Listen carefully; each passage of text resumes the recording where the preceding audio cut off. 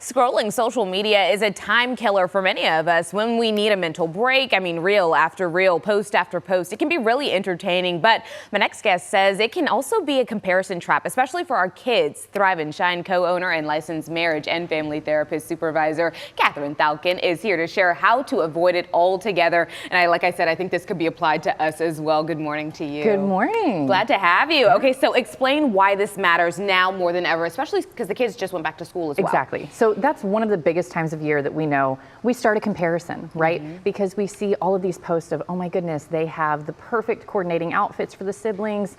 The parents look so great on their first day back. Everybody looks so coordinated and perfect, right? And so we know that happens at the first of school. It does, right? Because I mean, the kids get excited. They lay out their outfits way ahead of time, right? The parents want those nice Instagram pictures, but sometimes it doesn't always go that way, right? No. And you see other people's stuff and you're thinking, oh my gosh.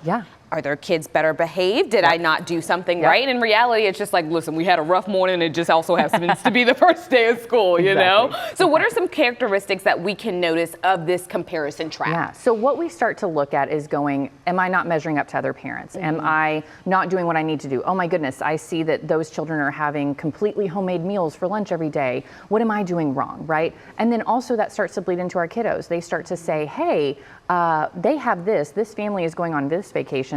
Oh man, this kiddo had this backpack for, back to school. Those are some signs that we need to look out for. And that's really difficult, especially as a child, right? Because you want to be able to do all the things, and when you see other kids doing, and you can't really understand why you're not doing them, right? And so we have to explain that and have those difficult conversations. What are some signs that social media may be affecting the family as a whole, or maybe it's coming through the child and thus affecting the 100%. family? What we know is that social media can actually affect self-confidence, self-esteem, even self-worth, okay? But again, parents are second guessing themselves. That's the biggest comparison that we need to look at, or biggest thing we need to pay attention to as parents. The other thing is that the tension starts to rise in the household because guess what? Parents feel stressed to measure up. They say, hey, I'm not doing this, I need to be doing this, so they start to feel this pressure cooker. Right. Okay, so how can we change that perspective? How can parents rebuild their outlook? Yeah, so one of the biggest things is curating your feed, okay? Do we need to mute accounts? Do we need to, say, hey, that's not one that I need to look at? Also remind your kiddos that what they see online is curated. It's not 100% real.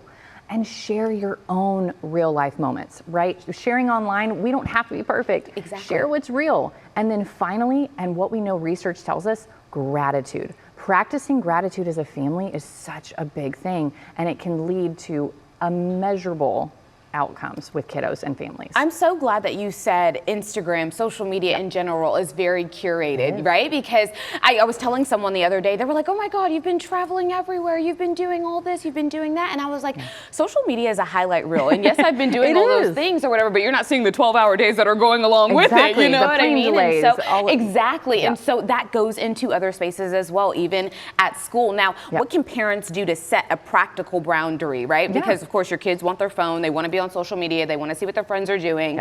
How do we let them while also maybe saying, okay, maybe we should stop it right here? 100%. So first and foremost, who do our kids learn from first? Us as their parents, right? So we have to model what it looks like to have social media balance. We also want to avoid mindless scrolling ourselves, especially in the morning and in the evenings. Those are the best times to do it. That we'll get into it. And so we have to watch that. And again, I already said, we want to unfollow or mute accounts that may spark negative comparisons, may have that perfect curation that we're not going to measure up to because it's not real, right?